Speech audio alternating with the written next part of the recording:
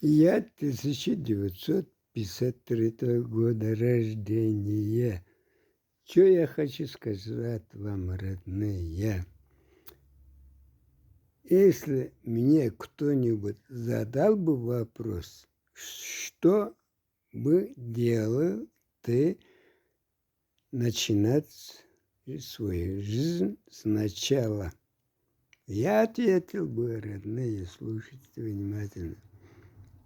Конечно же, если Мухаммад Пайгамбар женился от своего возраста на 20 лет старше, а я женился бы от своего возраста выше 30 лет.